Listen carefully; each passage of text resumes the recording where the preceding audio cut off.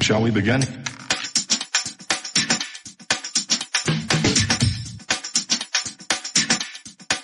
Let's begin now. Tungasagiti tavuanuna fuppaama taanna saqqatunnaasuktara underwater cable qalluni undersea cables nunaqjarneruiaru tak ileqqartausuun takuganguallarlavuna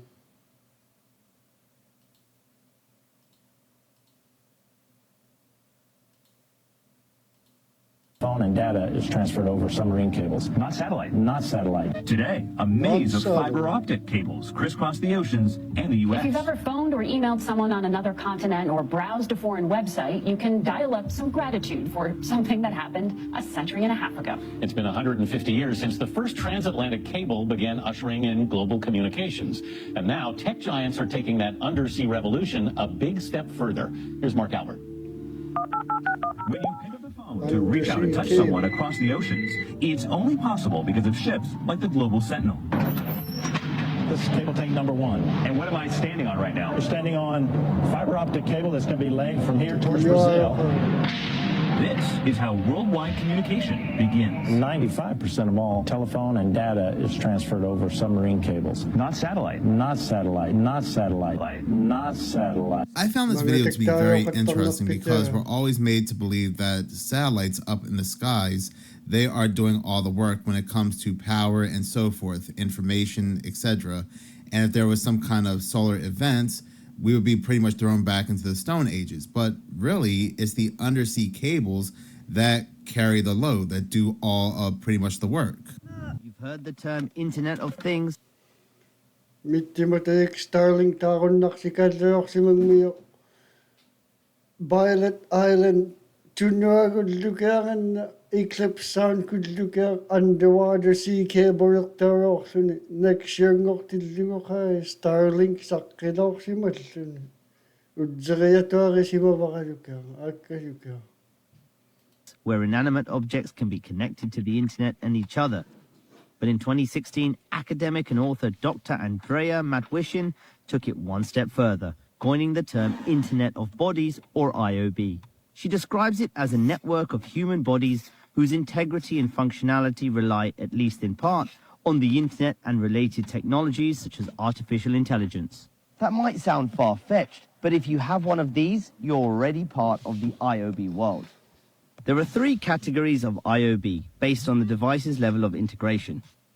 The first generation is external, things like smartwatches or rings, which use sensors to track our steps and heart rate, or smart glasses, which function as cameras, headphones, and monitors. The second generation is internal. These are devices you ingest or have implanted.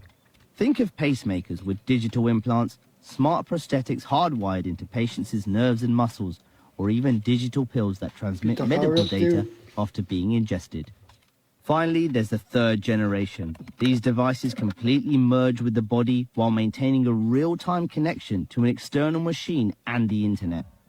One of the most notable companies in this space is Elon Musk's Neuralink, which is developing a brain-computer interface, or BCI, called the Link. The coin-sized chip is implanted under the skull, where it can read a person's brain signals and allow them to control an external machine. I had to use like a mouse stick and stuff, but now it's all being done with my brain. Neuralink's first test subject, who was paralyzed from the shoulders down, used the device to play chess on his laptop, although a few weeks later, Neuralink reported some malfunctioning. Proponents of IOB devices say the benefits are clear. They'll improve body cognition and function, improve healthcare, and allow for significant cost savings for people and corporations. But where some see benefits, others see risks. Even the original article coining the term warned of the technology's flaws. For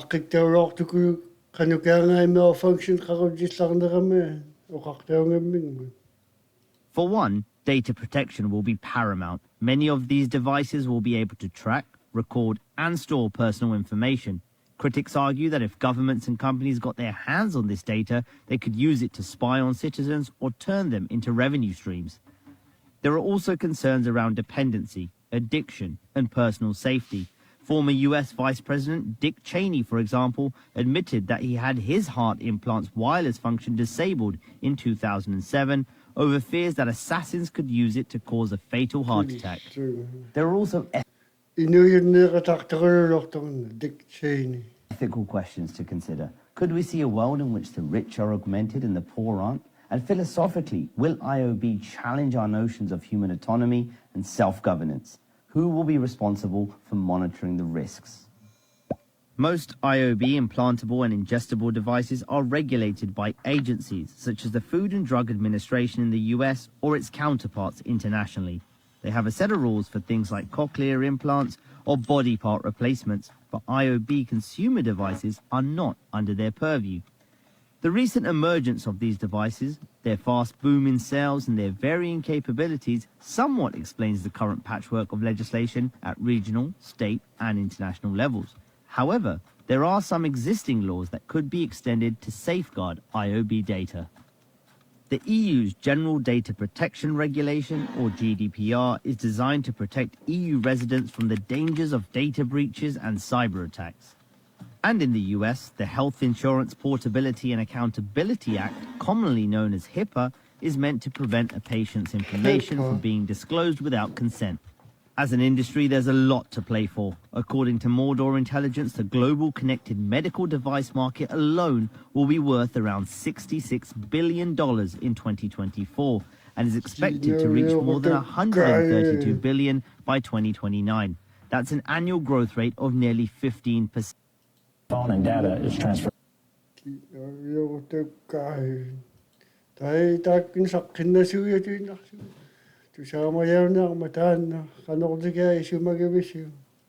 Kuyan namin nga si tamang tikiw-tikiw siya.